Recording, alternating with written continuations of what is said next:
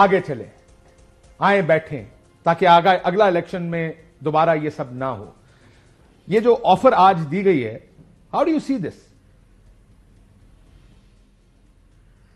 नहीं, ये ठीक बात नहीं है। आपको इस इलेक्शन को पहले देखना होगा। एक जुडिशल कमीशन बनना चाहिए जो मुकम्मल तहकीकात करे, जो बात हम कर रहे हैं उनको सुने, साबित करे कि जो मैं कह रहा हूं वो झूठ है, फिर हम आगे बढ़ेंगे। उससे आपको पता चलेगा कि हुआ क्या और आगे तदारुक करने का तरीका क्या है। ये कह देना हवा में कि बस आओ अब कमेटियां खेलो हमारे साथ, इलेक्शन को भूल जाओ, अगला इलेक्शन आएगा तो करेंगे, ऐसे नहीं होगा।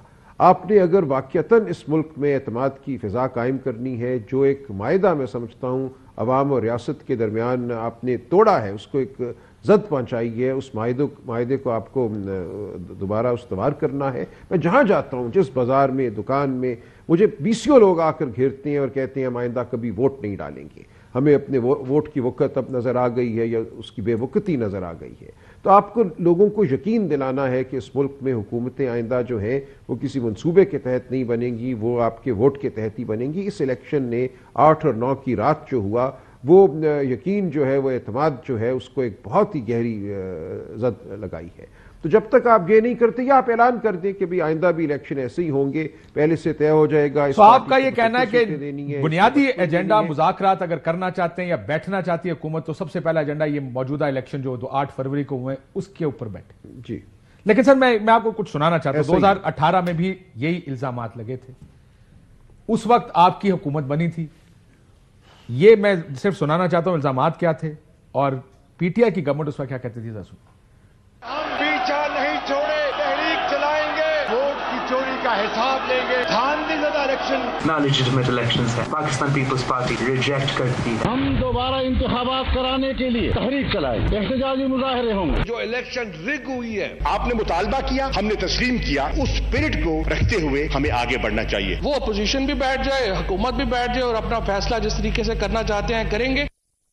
दिस इज रफली यही आज भी हुआ है। क्या हुआ जरा आज का भी सुन लें।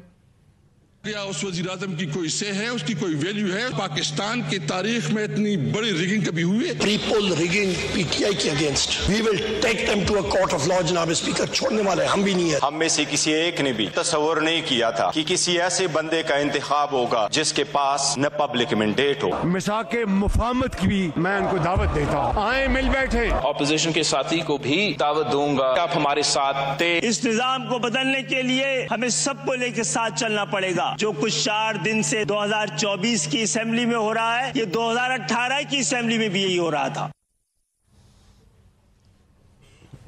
वही सब बिल्कुल ठीक है। अच्छा चले उनको करने दे, फिर मैं आपके पास। हम सब देखिए, अब हम सब जख्म खुर्दा हैं। अगर माजी में किसी ने समझा कि नहीं मट्टी पाओ आगे चलो, तो अब ऐसा नहीं हो सकता। या आप जमहूरियत को बंद कर दें इस मुल्क में, जैसे वावडा साहब कह रही हैं, छोड़ दें ये खेल खेलना, या अगर आपने ये खेल खेलना ही है तो इसको कुछ तो आप वक़्त दें, कुछ तो एतबार पैदा करें। आप इसी पे तय कर लें कि अगर किसी पोलिंग स्टेशन से फॉर्म 45 नहीं ट्रांसमिट होता, उसी वक्त इलेक्शन कमीशन को और 10 और इदारे आप उसमें डाल दें, फाफन होगा, फलां इदारा होगा, इंडिपेंडेंट ऑब्जर्वर होंगे, तो वो इलेक्शन का लदम तस्वुर होगा। आपको ये यकीनी बनाना पड़ेगा कि जो वोट काउंट हुआ है वही वोट बिलाखिर फॉर्म 47 में आएगा, नतीजे में आएगा। ये एक बड़ी बुनियादी ज़रूरत है। अब हमने देखा कि इस दफ़ा जो रिगिंग हुई है वो इलेक्शन डे पे पोलिंग के बाद हुई है और बड़े मुनज़्ज़म तरीके से हुई है मखसूस नशस्तों पे। इसको आपको ख़त्म करना है। ये बड़े वाज़ेह किस्म के अहदाफ हैं जो लेकर आपको गुफ्तगू करनी है और हकीकत को सामने लाना है। अगर आप ऐसे ही चलते रहे तो मैं आपको यकीन दिलाता हूँ अगले इलेक्शन में हकीकी वोटिंग शायद 20-25% हो और फिर जिसने डालना है वो 20-25% और डाल के उसको 50% पे ले आए। इस दफ़ा भी यही हुआ है। हकीकी वोटिंग मेरी नज़र में 40% के करीब थी। आप उसको 48 पे लेके अगर गए हैं तो वो इसी तरह लेके गए हैं कि आपने फॉर्म 47 में और उसके बाद पोलिंग बैग्स में आपने मवाद डाला है। देखिए, मैं आपकी जब हुकूमत भी आई, आपने इतना शोर डाला जैसे हमने दिखाया। 2018 के इलेक्शन रिग हुए, उसमें हम सब जानते हैं कि इलेक्शन से पहले साउथ पंजाब महाज बना, इलेक्शन वाले दिन आरटीएस बैठा। इस दफा इलेक्शन मैनेजमेंट सिस्टम या तो चल गया या बैठ गया, इनमें से दोनों से कोई एक काम हुआ है, क्योंकि इलेक्शन तो मैनेज हो गए।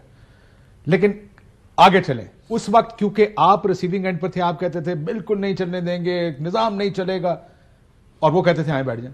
आज आप वो कह रहे हैं जो वो कहते थे पहले। ہر الیکشن میں ایسے ہی کرنا. کاشف صاحب ہم ان کے ساتھ ان کو ٹھیک ہے ہم نے ریگنگ کے اوپر اپنے الزامات اٹھائے تھے اور ہر بندہ ہی متاثرین میں شامل تھا. جو لوگ پارلیمنٹ میں پہنچے تھے وہ بھی اپنی جس طرح سے جنگ لڑ کے میں اپنی ذاتی حیثیت میں اپنے ذاتی تجربے کی بنیاد پہ بھی یہ بات کر رہا ہوں کہ 2018 میں میرا بھی الیکشن چوری ہو رہا تھا اور مجھے بھی ریٹرننگ 2200 پہلے 600 سے پھر 2600 سے اور پھر جیسے جیسے ریکاؤنٹ ہو رہی تھی تو میرا ووٹ بڑھتا جا رہا تھا. اس طرح پھر انہوں نے میرے مخالف نے اپنی اپلیکیشن جو تھی وہ واپس لے لی تھی. اچھا آدمی تھا. ٹھیک ہے.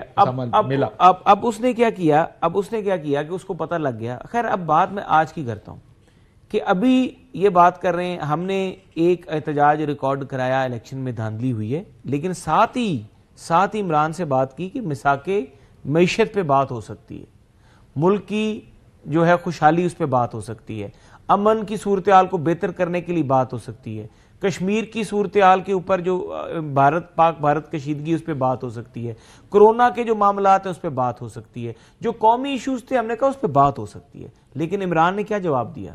اس کے بدلے میں اپوزیشن کی جو پہلی دو روز تھی ہر بندے کو اس نے جیل میں بھیجا. کوئی 6 مہینے کے لیے گیا, 2 سال کے لیے گیا, کوئی 1.5 سال. اور آپ نے بھی یہی کیا نا پھر بعد میں. اور اب ان کو یہ مسئلہ آپ نے بھی یہی کیا. اب دیکھیں آپ کو یاد ہے دیکھیں جب آپ کی گورنمنٹ آئی پی ٹی ایم کی, ہماری پی ٹی آئی کی آپ نے ایک ایک کر کے ساروں کو گرفتار کیا. یہ 9 مئی ان کا ایک معاملہ تھا. 9 مئی 9 مئی سے پہلے بہت گرفتاریاں کر دی سر. چھوڑے نا یہ 9 مئی کا جو بہو آپ مجھے ڈرا دیتے نا ہر دفعہ میں خاموش ہو جاتا ہوں. نہیں کاشف بھائی 9 مئی ان کا مین ایشو ہے اور تو ان کا ایشو کوئی نہیں. سر آپ نے اس سے پہلے تھوڑی گرفتاریاں کی تھی. میں دکھاؤں آپ کو کون کون سی گرفتاریاں. شیخ رشید, فواد چودھری. دیکھیں جو گرفتاریاں